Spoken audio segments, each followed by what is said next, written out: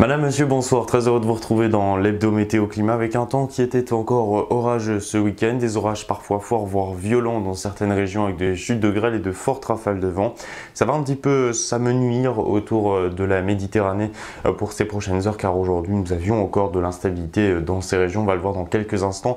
Et la chaleur, elle va rester plutôt prédominante pour ces prochaines heures. Alors ce soir, on a toujours donc des averses, parfois orageuses sur l'est du pays particulièrement.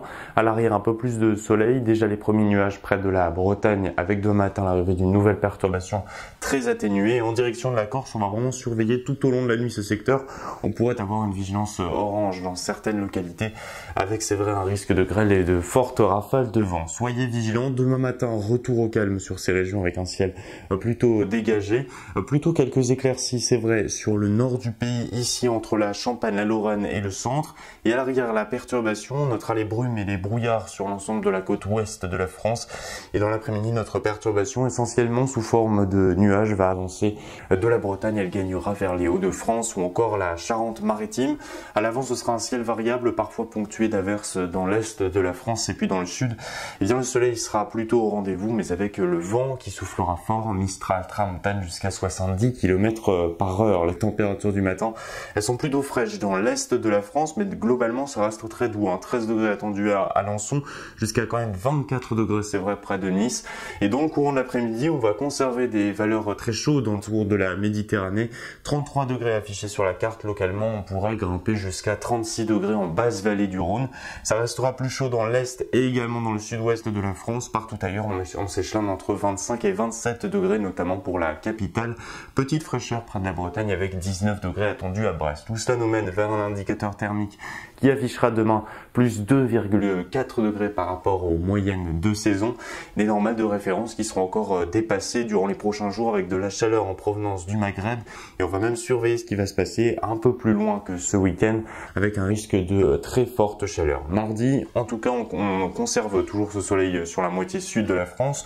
Au nord, on a toujours cette perturbation qui va stagner, apporter des averses sur les Hauts-de-France jusqu'au Grand Est en fin d'après-midi avec ponctuellement quelques orages qui peuvent encore éclater, notamment près des reliefs.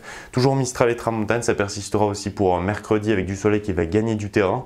Et là, on sera essentiellement sur quelques passages nuageux vers la moitié nord, mais en courant d'après-midi parce qu'on parlera d'évolution diurne. Ce sera le cas aussi près des reliefs. C'est tout simplement quand le ciel est limpide le matin et que vous avez ces cumulus de beau temps qui s'agglomèrent plus ou moins l'après-midi. Jeudi, le soleil gagnera l'ensemble du pays, excepté peut-être les côtes de la Manche. Et vendredi, on va surveiller ces quelques nuages pour la cérémonie d'ouverture des Jeux Olympiques près des côtes de la Manche. Mais vous le voyez, dans la capitale, le ciel pourra être très voilé, laiteux, mais sans grandes conséquences. Le vent pourrait en revanche lui souffler près de la Méditerranée un peu plus fortement. Et puis en direction du week-end cette fois-ci. Alors peut-être une tendance orageuse sur la moitié nord, ça reste à confirmer parce qu'on va surveiller tout ça.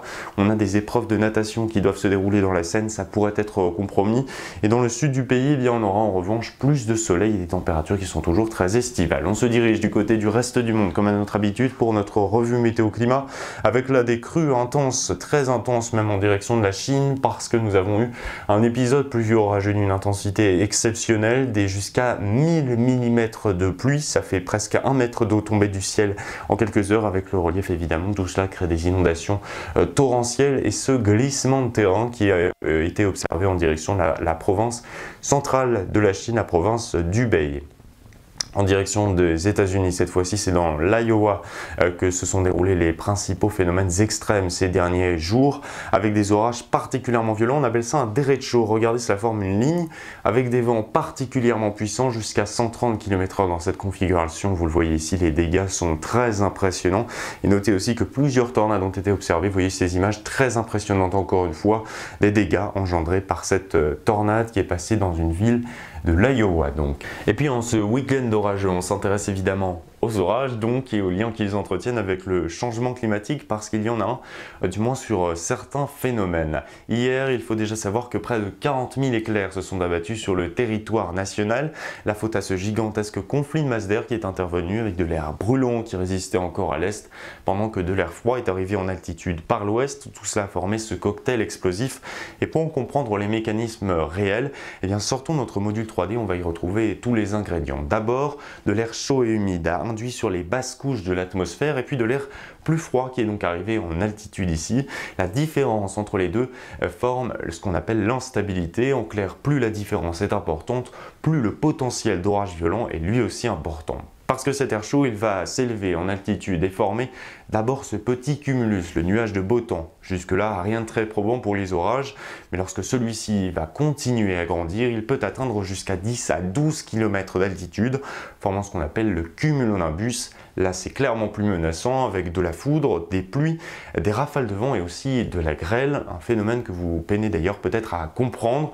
Et bien pour cela, plongeons-nous à l'intérieur du nuage, avec donc ces courants ascendants et descendants, induits d'une part par l'air chaud qui monte et de l'autre par la pluie qui, elle, fait redescendre les courants, des courants qui peuvent atteindre les 150 km/h. Vous comprenez donc que lorsqu'une gouttelette est à la base du nuage, elle peut facilement être emportée par les courants ascendants, grimper en haut du nuage pour s'y retrouver gelée, puisque les températures atteignent moins 40 degrés au sommet, et redescendre avec les pluies, mais elle est parfois remportée une seconde fois par ces courants ascendants. Elle peut donc regeler plusieurs fois, le grêlon va grossir, et au moment où le courant ascendant ne peut plus porter ce grêlon, eh bien il va tomber avec les autres.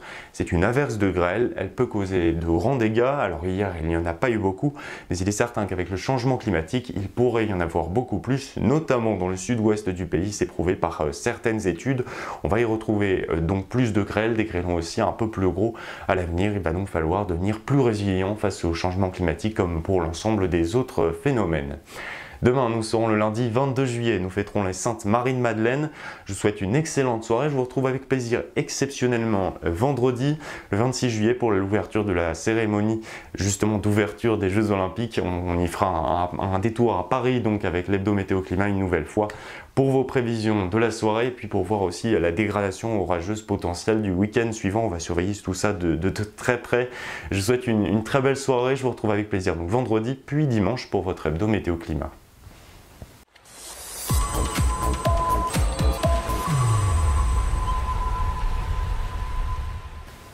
Et on n'a pas oublié la météo des plages aussi, très importante demain, même si les conditions ne sont pas forcément réunies pour aller du côté de nos plages justement, avec un temps mitigé près des côtes de la Manche, 19-18 degrés dans l'eau, jusqu'à une vingtaine de degrés sur le sable et beaucoup de nuages surtout près de la Normandie. Et à mesure qu'on se rapproche de la Bretagne, on pourrait même avoir quelques averses. Une température de l'eau qui est en plus très fraîche sur les Bretons, mais bon, vous êtes habitués, 16 degrés attendus près du Finistère, 18 degrés attendus le long de la côte de la pointe bretonne, et puis aussi plus de nuages. Alors c'est vrai que c'est pas très probant, mais on aura plus d'éclaircies vers le sud de l'Atlantique, on va le voir à mesure que l'on descend, et des températures de l'eau qui sont aussi plus agréables, 20, 21, voire 22 degrés près de l'Aquitaine, avec là une ouverture beaucoup plus importante de nouvelle fois sur le ciel. Le vent sera aussi un peu moins important. Ce ne sera pas le cas en revanche près de la Méditerranée.